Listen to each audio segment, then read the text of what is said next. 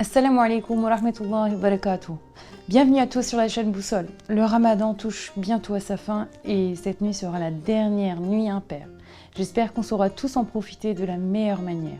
En attendant, aujourd'hui, vous lirez le Juz 28 et lors de votre lecture, vous tomberez sur ce verset de la sourate Saf. وإذ قال عيسى ابن مريم يا بني إسرائيل إني رسول الله إليكم مصدقا لما بين يدي من التوراة ومبشرا برسول يأتي من بعدي اسمه أحمد فلما جاءهم بالبينات قالوا هذا سحر مبين.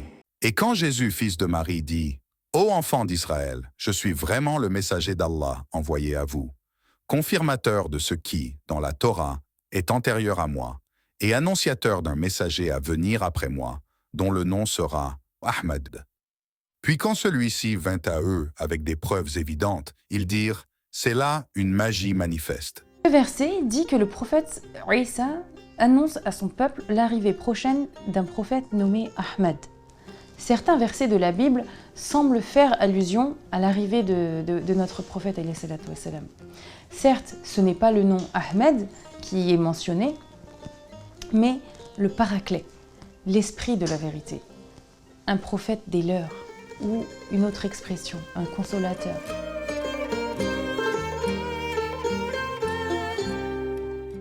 Bismillahirrahmanirrahim. اللهم حق اليقين تغنينا به عن كل مراتب اليقين. Au nom de Dieu, le plus miséricordieux, le plus compatissant.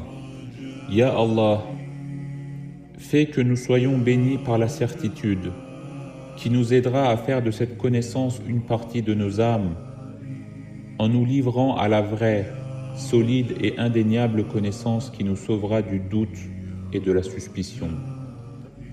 De plus, accorde-nous l'honneur de la pleine certitude, afin que nous puissions être libérés de toute hésitation et rester libres d'autres certitudes. اللهم الرشاد الكامل من لدنك تغنينا به عن إرشاد من سواك.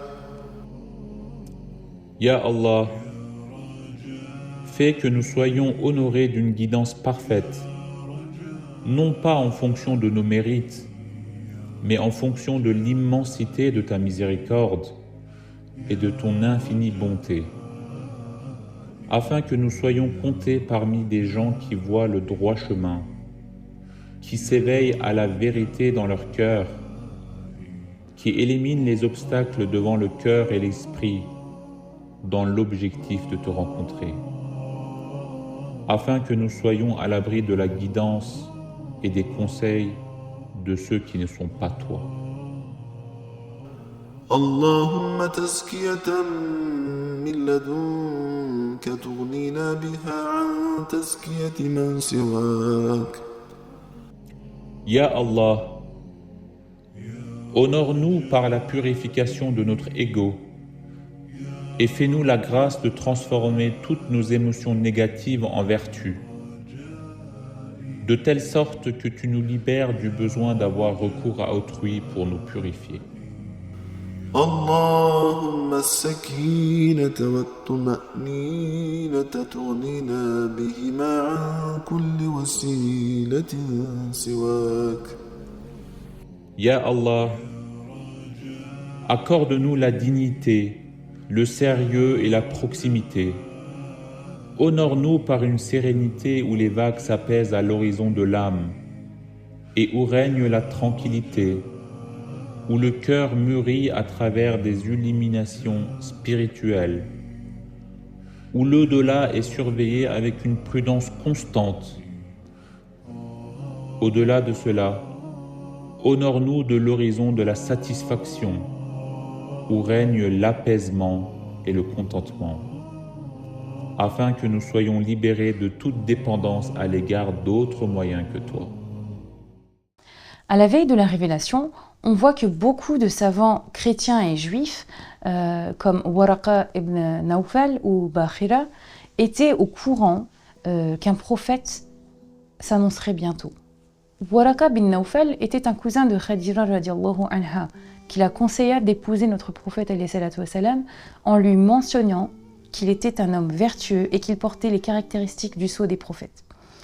Bahira, quant à lui, repérait le prophète alors qu'il accompagnait son oncle pour un voyage d'affaires, quand il était encore qu'un enfant. Bahira maîtrisait les anciens manuscrits dans lesquels il apprit à reconnaître le prophète annoncé. En rencontrant le jeune Mohammed, il n'eut plus de doute et jura que s'il vivait jusqu'à ce qu'il reçoive la prophétie, il lui prêterait allégeance. Dans la continuité de cette brève explication, je vous propose qu'on s'attarde sur les relations du prophète alayhi salatu wassalam avec les gens du livre, Ahl al-Kitab. Avant tout, lorsqu'on jette un œil sur le Coran, on voit que dans la majorité des récits sur les prophètes, soit 17% du Coran, mentionnent les enfants d'Israël, donc les bénis Israël. Et l'ensemble de ces versets ont été révélés à la Mecque. Or, il n'y avait pas de juifs à la Mecque.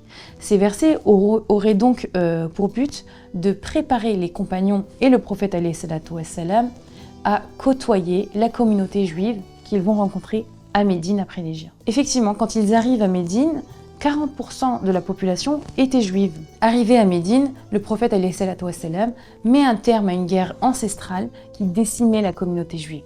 Notre prophète alayhi salatu wassalam est désigné comme un arbitre, et c'est alors qu'est signé le pacte de Médine qui instaura la paix après plus de 120 ans de guerre.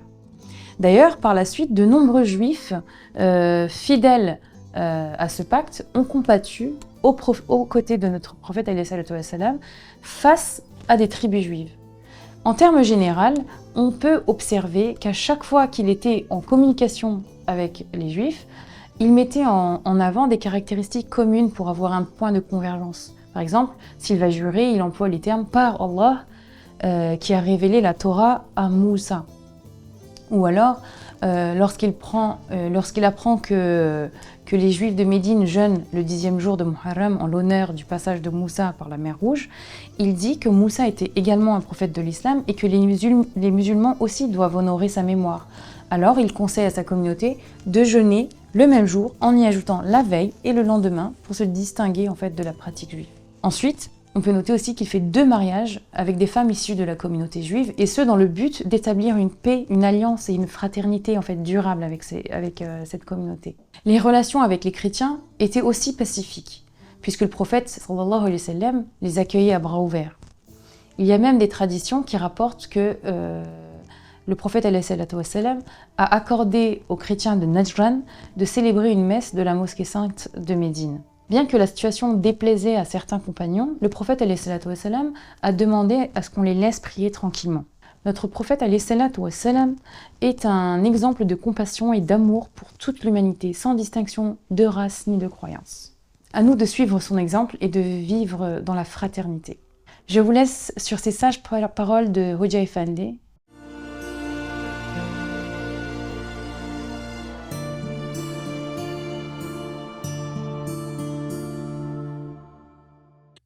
Keşke bu mukabele meselesini günün 3 vaktine yaysak. Mesela bir miktarını bunun öğlenden evvel, namazdan evvel mi, namazdan sonra mı? Yarım saat o zaman. Yarım saat ikindiden evvel mi, ikindiden sonra mı? Yarım saatte o zaman. Yarım saatte yatsıdan evvel, teravihten evvel. Tak. Ve böylece 1,5 saat olsa.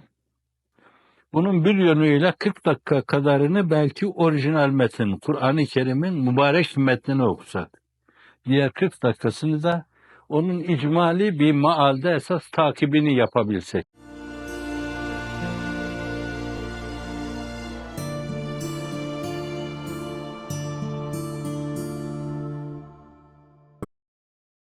Mohammed, le messager de Dieu. Il était très aimé des compagnons. Malgré son jeune âge, Omar le désigna dans son conseil consultatif, qui était composé de compagnons âgés. Quand on lui demanda pourquoi il avait fait cela, Omar décida de tester leur niveau de compréhension du Coran. Il leur demanda d'expliquer « Lorsque vient le secours de Dieu ainsi que la victoire, et que tu vois les gens entrer en foule dans la religion de Dieu, alors, par la louange, célèbre la gloire de ton Seigneur et implore son pardon. Car c'est lui le grand accueillant au repentir. » Sourate 110, versets 1, 3. Les anciens répondirent « Ce verset ordonne au prophète de louer Dieu et de chercher son pardon quand il voit les gens entrer en foule en islam suite à l'aide de Dieu et à la victoire conséquente. Omar n'étant pas satisfait par cette réponse, il posa la même question à Ibn Abbas, qui répondit ainsi « Cette sourate implique l'approche du décès du prophète, car quand les gens entrent en foule en islam, cela signifie que la mission de messager est terminée. » Omar se tourna vers le conseil et s'expliqua « Voilà pourquoi je l'inclus parmi vous. » Mohammed, le messager de Dieu. Alors maintenant, passons à la question du jour. Qui sont les deux personnes qui ont reconnu la prophétie qui s'annonçait chez le prophète Mohammed sallallahu alayhi wa sallam avant même qu'il reçoive la révélation? Mettez la bonne réponse en commentaire et tentez peut-être de gagner un cadeau demain. Le gagnant sera tiré au sort parmi les bonnes réponses. Assalamu alaikum wa rahmatullahi wa barakatuh.